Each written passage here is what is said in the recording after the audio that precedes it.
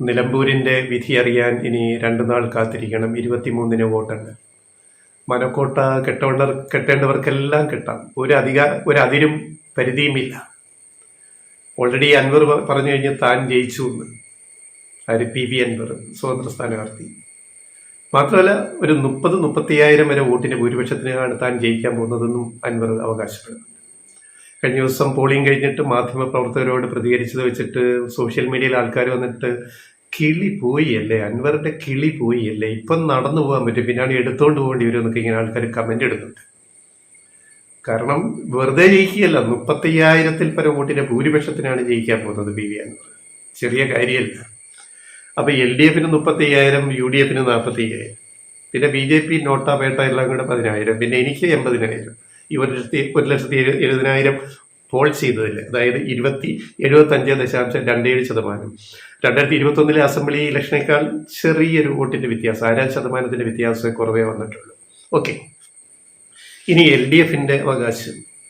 LDF വസ്തുനിഷ്ഠമായിട്ട് പറയുന്നത് സ്വരാജ് ജയിക്കും എന്നാണ്. 1,800-2,000 വോട്ടിന്റെ ഭൂരിപക്ഷത്തിന് സ്വരാജ് ജയിക്കും, സ്വരാജ് ജയിക്കുമെന്നാണ് LDFന്റെ വിലയിരുത്തല്. ഗ്രാസ് റൂട്ടിലും ഇപ്പോൾ തിരുവനന്തപുരത്ത് വെള്ളിയാഴ്ച ചേർന്ന സംസ്ഥാന പാർട്ടി സെക്രട്ടേറിയറ്റ് യോഗത്തിലും ഉണ്ടായ വിലയിരുത്തലനുസരിച്ച് അത് എവിടെയൊക്കെ ലീഡ് ചെയ്യുമെന്നുള്ള പഞ്ചായത്തുകളും LDF വിലയിരുത്തി പറയുന്നുണ്ട്. അതായത് ഈ പറയുന്ന നിലമ്പൂരിലെ നഗരസഭയും പഞ്ചായത്തുകളും എടുത്താൽ പോത്തുകല്ല്, കരുളായി, അമരമ്പലം, പിന്നെ നിലമ്പൂർ നഗരസഭ, ഈ 3 സ്ഥലങ്ങളിൽ സ്വരാജ് ലീഡ് ചെയ്യും. ചെറിയ വോട്ടുകൾക്കും വലിയ വോട്ടുകൾക്കും ലീഡ് ചെയ്യും എന്നാണ് പറയുന്നത്. അതേസമയം LDF തന്നെ സമ്മതിക്കുന്നുണ്ട് വഴിക്കടവ്, മൂത്തേടം, എടക്കര, ചുങ്കത്തറ, ഈ 4 പഞ്ചായത്തുകളിൽ UDFന് മുന്നേറ്റമുണ്ട്. പക്ഷെ വലിയ മാർജിനിൽ മുന്നേറാൻ എല്ലായിടത്തും കഴിയത്തില്ല, 1-2 പഞ്ചായത്തുകളിലേ കഴിയത്തുള്ളൂ. ആ നിലയ്ക്ക് നോക്കിയാൽ സ്വരാജ് 2,000-ഓളം വോട്ടിന്റെ ഭൂരിപക്ഷത്തിന് ജയിക്കാനാണ് സാധ്യത. ഇനി UDF ക്യാമ്പിന്റെ വിലയിരുത്തൽ നോക്കി അവരൊരു 15,000 വരെ വോട്ടിന്റെ ഭൂരിപക്ഷത്തിന് ജയിക്കുമെന്നാണ് UDFന്റെ വിലയിരുത്തൽ. അവര് പറയുന്നത് അമരമ്പലവും പിന്നെ നിലമ്പൂർ നഗരസഭയും പോത്തുകല്ല് ഒഴിച്ചുള്ള ബാക്കി എല്ലാ പഞ്ചായത്തുകളിലും UDF നല്ല മാർജിനിൽ ലീഡ് ചെയ്യും. അങ്ങനെ ആര്യാടൻ ഷൗക്കത്തിന് 15,000 വരെ വോട്ടിന്റെ ഭൂരിപക്ഷത്തിന് ജയിക്കാം.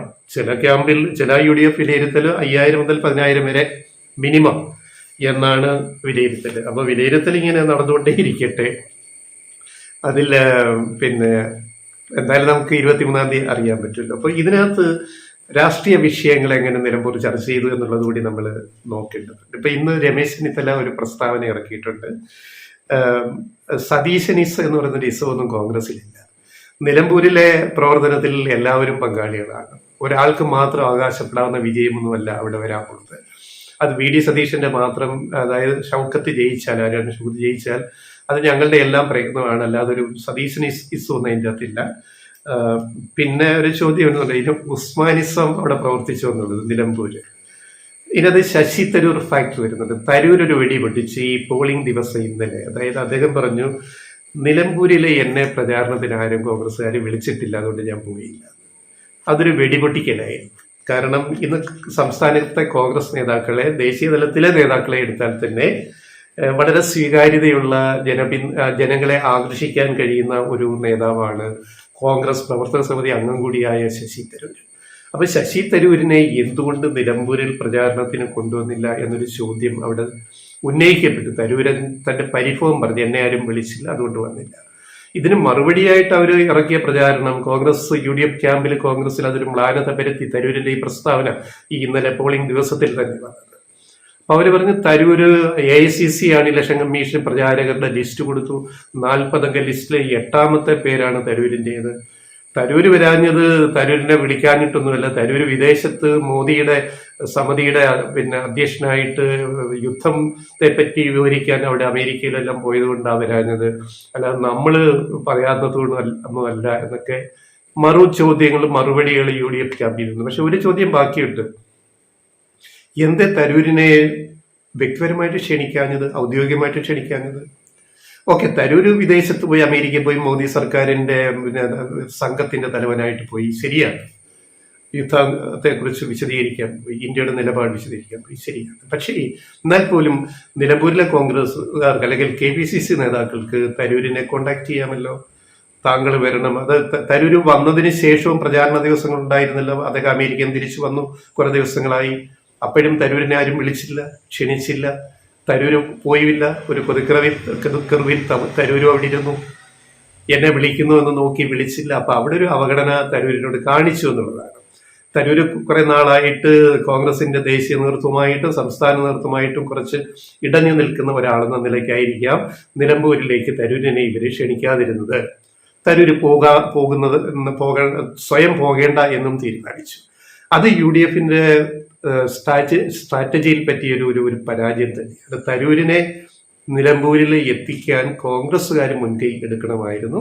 അദ്ദേഹം മുതിർന്ന നേതാവാണ്. അദ്ദേഹത്തോട് നിലമ്പൂരിൽ വരണമെന്ന് ക്ഷണിക്കാൻ എന്താ ഒരു ബുദ്ധിമുട്ടും ഇല്ല. പകരം ഞാൻ അങ്ങോട്ട് വരട്ടെ എന്ന് ചോദിക്കേണ്ട അവസ്ഥയിലേക്ക് തരൂര് താഴണോ? അതിന്റെ ആവശ്യമുണ്ടെന്ന് ഞങ്ങൾക്ക് തോന്നുന്നില്ല. പിന്നെന്താണ്, പിണറായിസത്തിനുള്ള ചുട്ട മറുപടി നിലമ്പൂരിലുണ്ടാവും. PV Anwar coat. അപ്പോ എന്താണ് ഈ പിണറായിസം?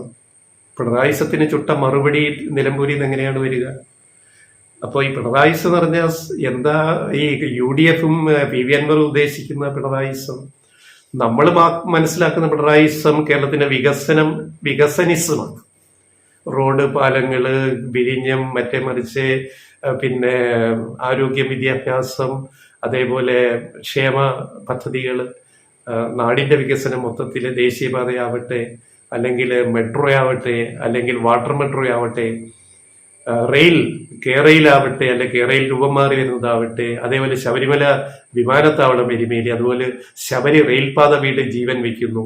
അങ്ങനെ ഒട്ടേറെ കാര്യങ്ങൾ ഈ നാട്ടിൽ ചർച്ച ചെയ്യുമ്പോൾ അതാണ് പിണറായിസം എന്നാണ് ഞങ്ങൾ വിചാരിക്കുന്നത്. അതായത് പിണറായി മുഖ്യമന്ത്രി അദ്ദേഹം മുന്നോട്ട് വെക്കുന്ന വികസന കാഴ്ചപ്പാട്, പദ്ധതികൾ, ആ ഗവൺമെന്റ്, അതിനെ നമ്മൾ വികസനിസം എന്ന് പറയാം. അപ്പൊ ആ വികസനിസമാണോ പിണറായിസമായിട്ട് PV അൻവർ UDF ഉദ്ദേശിക്കുന്നത് വെച്ചാൽ അതല്ല എന്നറിയാം. പക്ഷെ ജനങ്ങൾ കാണുന്നുണ്ട്. ജനങ്ങൾ വിചാരിക്കുക എങ്ങനെ ഇതിനെ വിലയിരുത്തണം, ഏത് ദിവസത്തെ വിലയിരുത്തണം. അപ്പൊ നിലമ്പൂരിൽ ഏത് ദിവസം വിജയിക്കുമെന്ന് കൂടി നമുക്ക് 23-ന് കാത്തിരുന്ന് കാണാം, അറിയാം. ഏത് പിണറായിസം എന്ന വികസനിസം വിജയിക്കുമോ, നിലമ്പൂരിലെ വോട്ടർമാർ അതിന് വോട്ട് കൊടുക്കുമോ, M സ്വരാജിന്റെ വ്യക്തിപ്രഭാവവും അദ്ദേഹത്തിന്റെ ഒരു നിലയും, ഒരു രാഷ്ട്രീയ യുവ നേതാവെന്ന നിലയിലുള്ള അംഗീകാരവും അതിന് വോട്ട് അവിടെ കിട്ടുമോ, അതോ UDFന് അനുകൂലമായിട്ട് ഭരണവിരുദ്ധ വികാരം എന്നൊക്കെ പറഞ്ഞിട്ട് കോൺഗ്രസും ലീഗുകാരും ഒക്കെ N ബ്ലോക്ക് വോട്ട് ചെയ്ത് ഷൗക്കത്തിനെ വിജയിപ്പിക്കുമോ?